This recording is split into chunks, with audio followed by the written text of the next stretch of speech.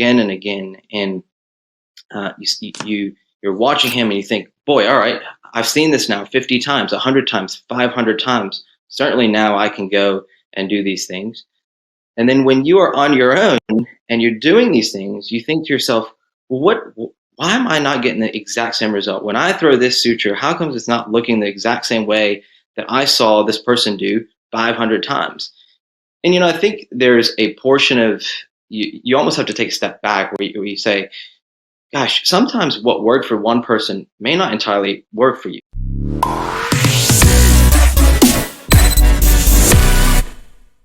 Ladies and gentlemen, welcome to another episode of the Rhinoplasty podcast with me, Dr. Cameron McIntosh.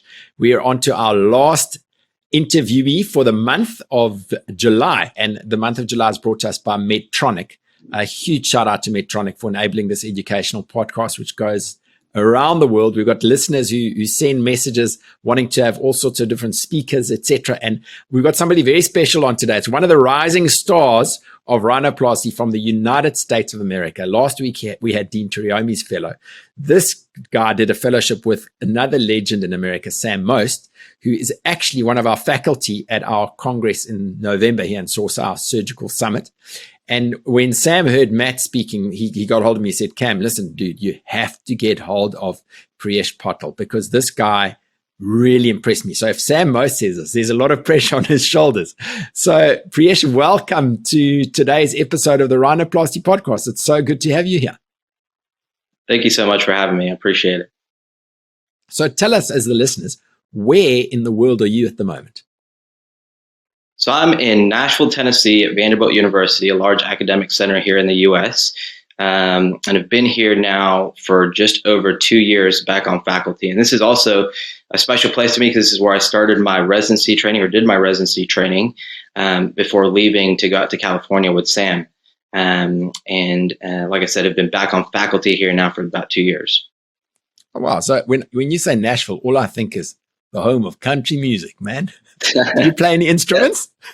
I used to play the drums, but I have given that up because I certainly have made my family very irritated from the sounds of loud instruments and loud drums, and so gave that up.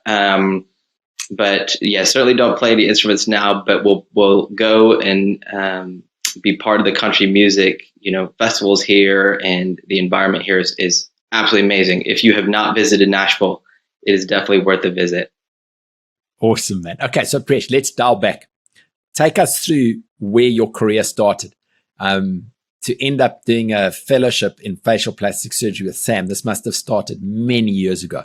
Tell the listeners where this journey took off. Yeah, I actually at the start of my medical career, I was torn between ENT and ENT and plastic surgery. And so it sort of just naturally happened that when I started my residency in ENT, I was a little bit more inclined to do more of the facial plastics side of things. But for me, rhinoplasty developed honestly sort of late in my residency, where I realized that it was one of these surgeries in which you kind of go in, you think you have a plan, the plan sometimes changes, you do one thing and it causes a big change in something else, and you're like, how did something so simple, a small stitch here, cause such a major effect somewhere else?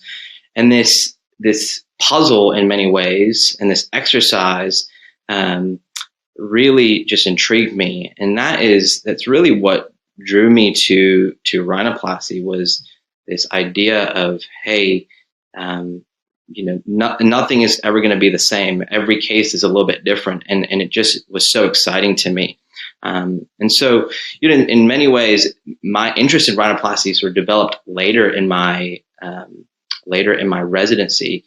Because initially, my biggest interest was in facial reconstruction. That's what really excited me. And it's certainly a huge passion of mine still. But at this point, rhinoplasty has become that passion of mine where I wake up thinking about a patient that I did, the day before or the week before. And when I see a patient on my schedule for this week, I'm thinking, man, I remember doing X, Y, and Z. And it's remarkable when you see a patient, you almost just remember everything that you did in the operating room. in their case. And it for me, it's very, very exciting. Oh, that's awesome. It's difficult to go to sleep after a rhinoplasty. You keep thinking about it. So off air, we were talking about two topics that we're going to climb into just now. This whole thing about preservation and the changeover from being a resident to being a consultant and kind of setting up your own practice, etc. But let's chat a little bit about what it's like to be Sam Most's fellow. I mean, this is one of the guys who publishes like nobody. And my understanding is that between him and Dean, they're really the only two fellowships that are offering preservation rhinoplasty. So we're going to get into the preservation thing just now. But talk to me about what it was like working with Sam. The first couple of weeks, you're really nervous, and like you mentioned, you're in the presence of a rhinoplasty legend.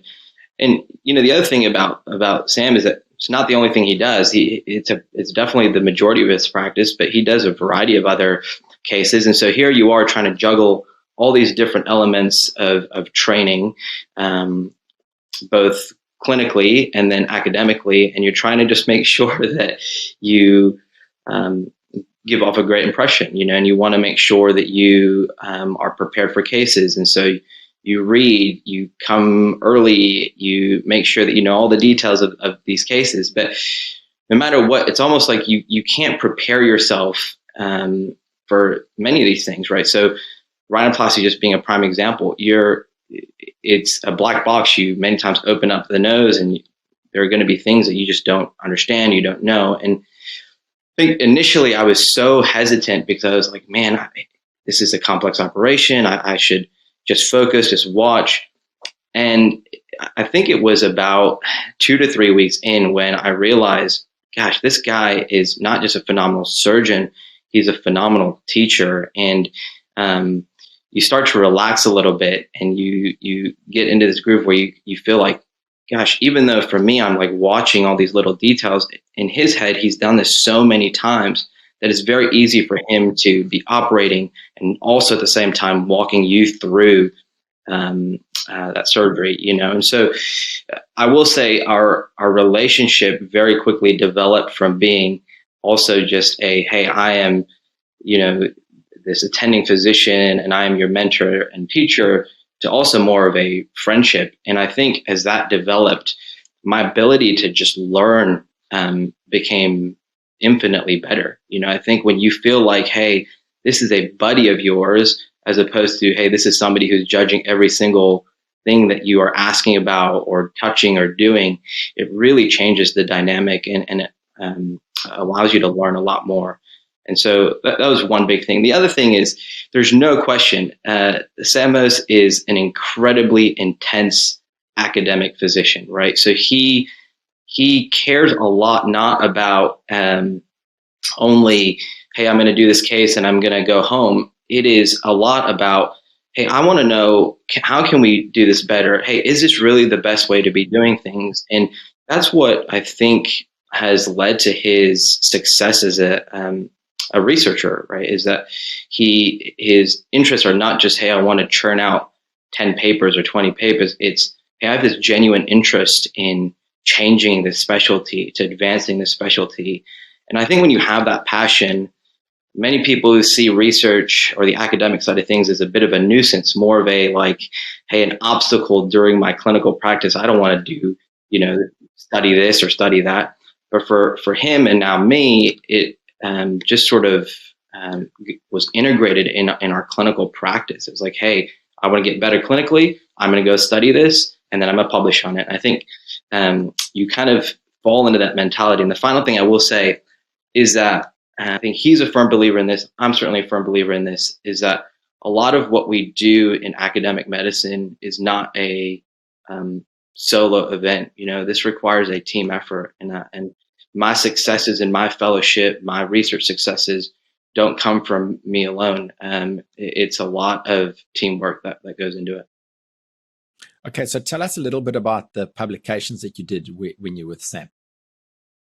Yeah, so there's a number. The large majority were rhinoplasty related, and again, it comes back to trying to just improve our understanding of interventions that we're making. So, one example is in structural rhinoplasty, we use septal extension grafts all the time. And there's this question of end to end versus side to side. And, one of the things that we had thought about was, well, when you put a graft side to side, that means it's going partially into a nasal airway, right, on one side. Does that cause any nasal obstruction? So we did a large study to look at that and really evaluate the outcomes of septal extension grafting, not for the purposes, again, of publishing a paper, but to really understand for ourselves, are we predisposing patients to a negative outcome by using this technique? And then there's a whole host of preservation rhinoplasty studies, everything ranging from studies in cadavers, again, as preservation sort of has been developing and the interest in it developing globally, we stopped and we backtracked and we said, wait, is this really better? Are all the things that we are saying are so great about preservation really that amazing? And so in this cadaveric radiographic study, we were looking at what are the dimensions of the internal nasal valve in these different techniques in preservation, and is it good? Is it bad? So things like that is just for us to understand, are these techniques helpful?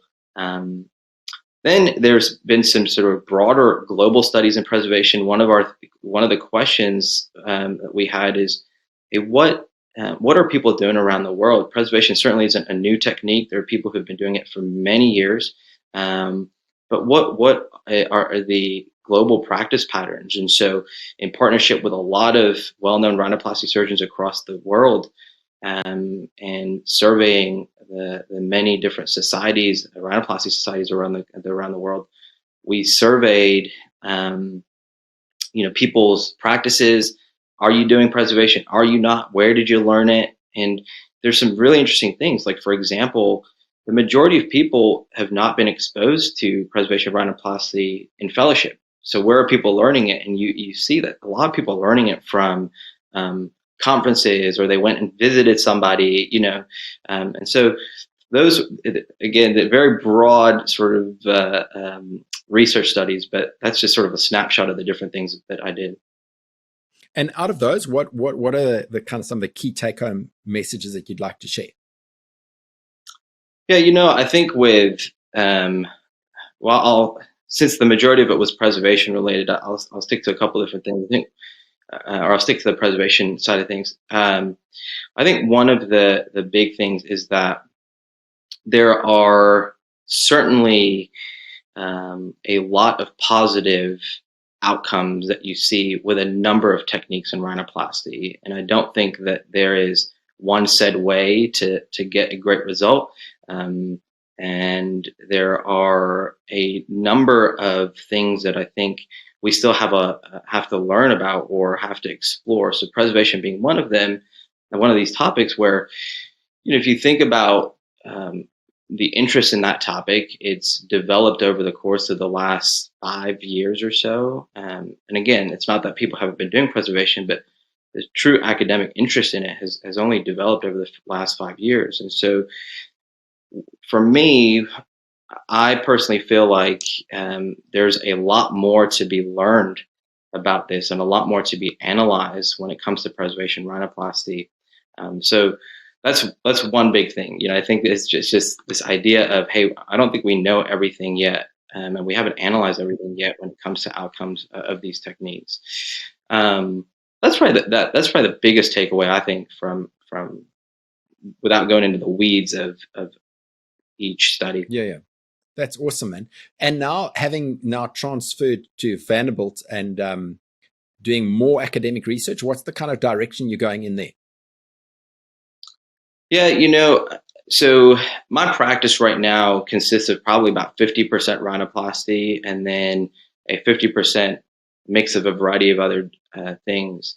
Clinically speaking, I do a lot of facial reconstruction, nasal reconstruction for cancer defects, etc.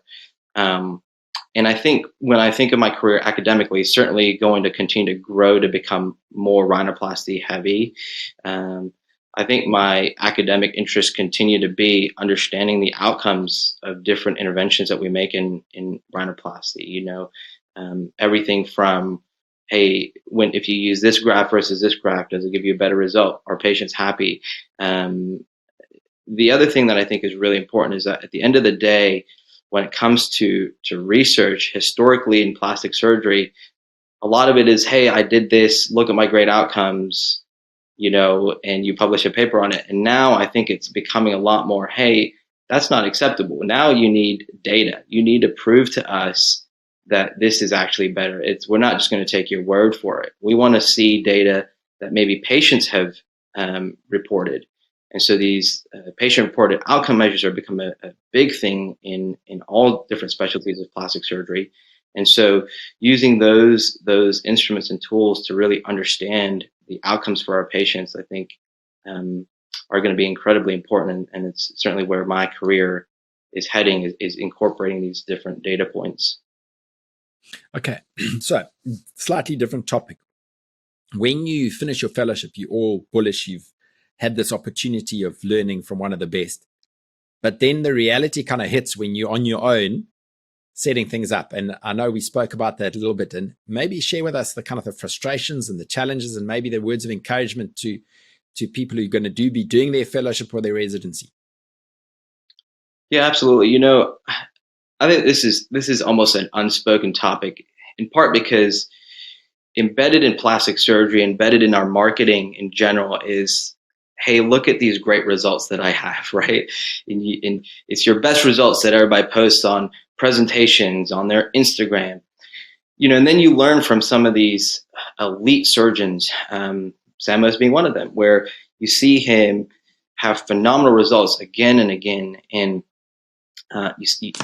you're watching him and you think, boy, all right, I've seen this now 50 times, 100 times, 500 times. Certainly now I can go and do these things. And then when you are on your own and you're doing these things, you think to yourself, well, why am I not getting the exact same result? When I throw this suture, how comes it's not looking the exact same way that I saw this person do 500 times? And, I think there's a portion of, you almost have to take a step back where you say, gosh, sometimes what worked for one person may not entirely work for you. Well, that's one thing. Two, there's certain nuances that you don't always pick up on, and I think one of the things that I have valued more than anything is this advice that somebody gave me when I was a resident and they were a fellow.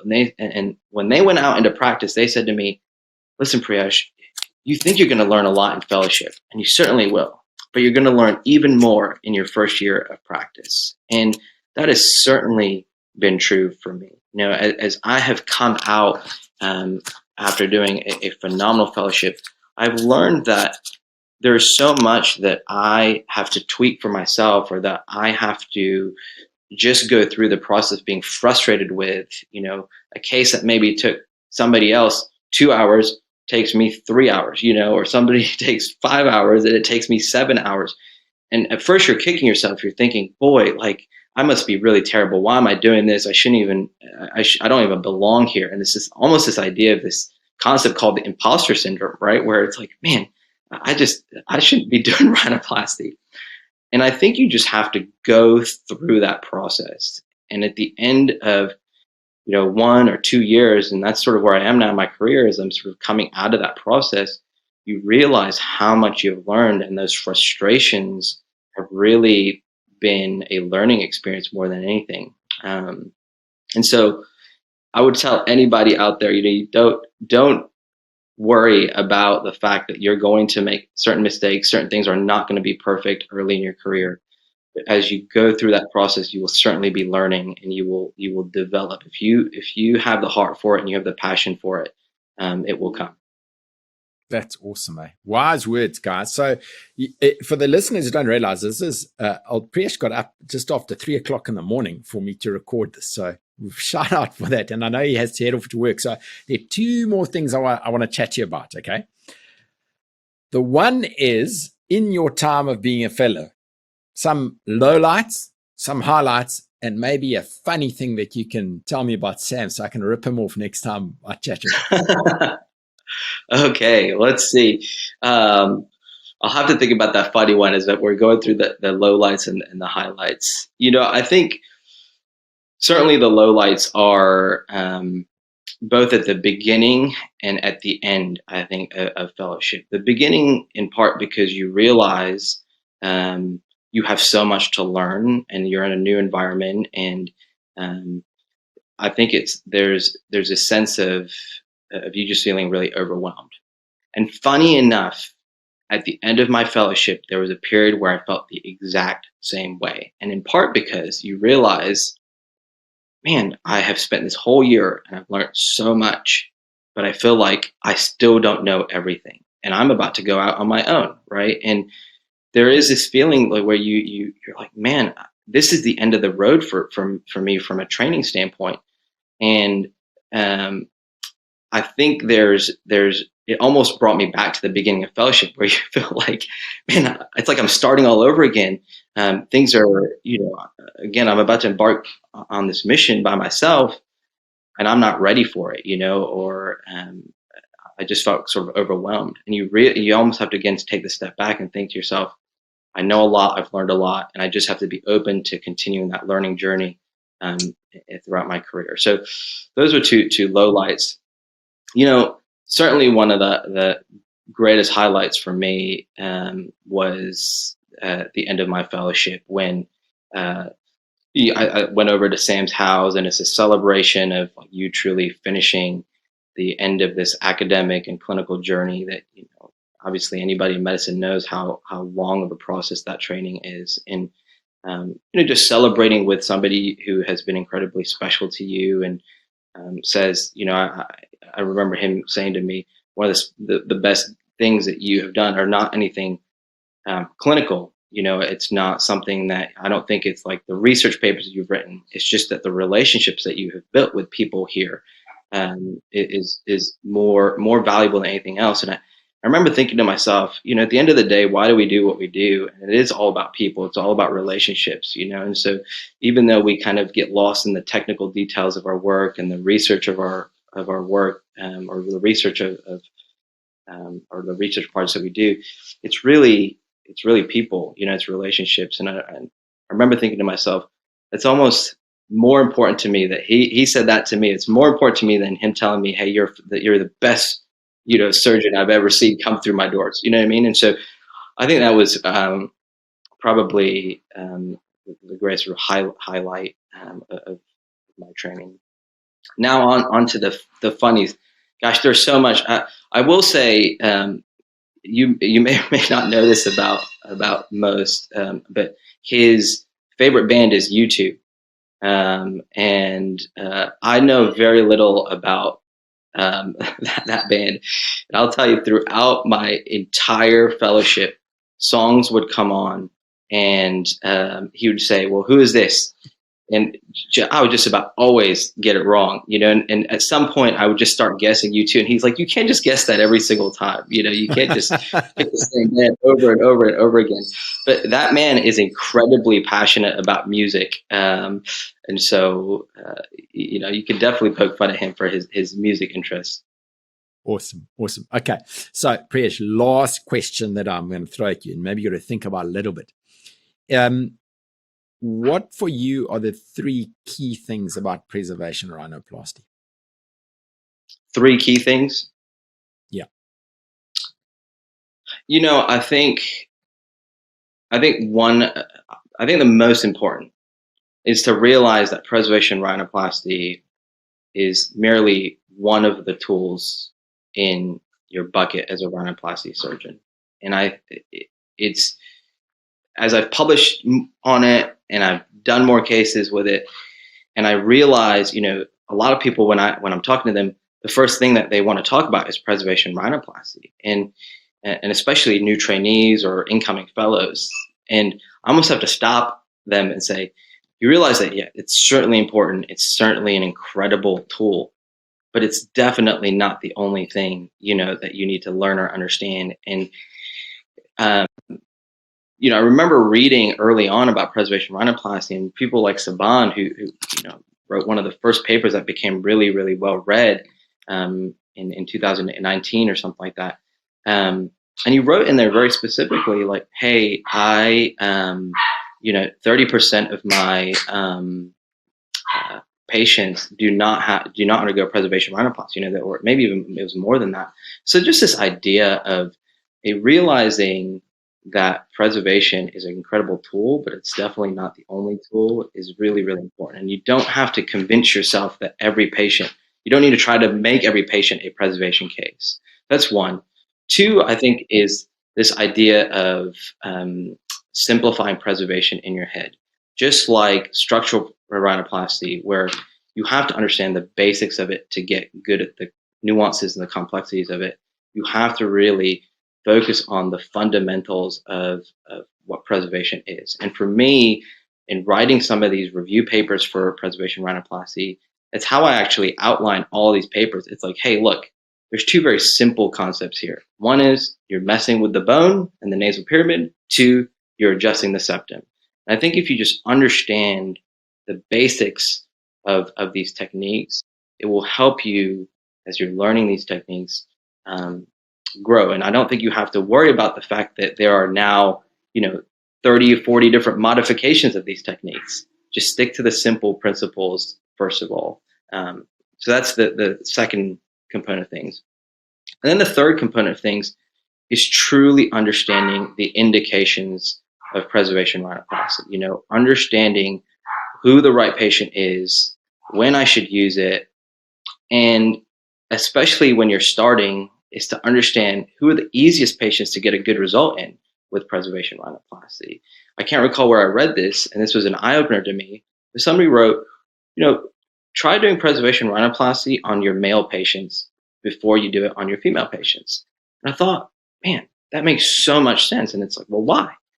Well, preservation rhinoplasty results in more of a natural result. It's harder to overcorrect a hump, right? And so the risk of feminizing a male nose with a preservation technique and resulting in any revision is much less than in a female patient, where the degree of hump reduction desired may be a little bit more. So again, it comes back to really understanding the indications and understanding where you can probably get the best and the easiest result when you're starting off. So those would be 1, 2, and 3, I think, for me. Again, plenty of nuances in preservation rhinoplasty, just like in structural rhinoplasty. But those are 3 things that I have sort of learned being with Sam, and then starting to do these by myself as well. Awesome, man. Priyesh, listen, maximum respect. Thank you for your time. Shout out again to Medtronic for enabling this podcast. Guys, for all the listeners around the world, thank you. So 2 things. Number 1, remember this name, because you're going to see this guy doing a lot in the future. And number 2, next week, come back to listen to the president of Sources speaking, Stuart Geldenhuys. I think you guys will enjoy that talk as well. So Priyesh, thank you so much. Thank you for waking up in the early hours of the morning. We really appreciate it. And I really hope and pray things go very well for you and your family and where you're at and everything you're doing. So please, thank you for what you've done, and have a great rest of today. Cameron, I can't thank you enough. One thing I should say to you is that your podcasts have been amazing, especially for me. I was a victim of the COVID pandemic. Part of my fellowship was through that pandemic, and your teachings and your podcasts have been instrumental in my education. And so I really, really do appreciate everything that you do for our rhinoplasty community. Awesome, man. Cool, guys. We'll hear you all again next week.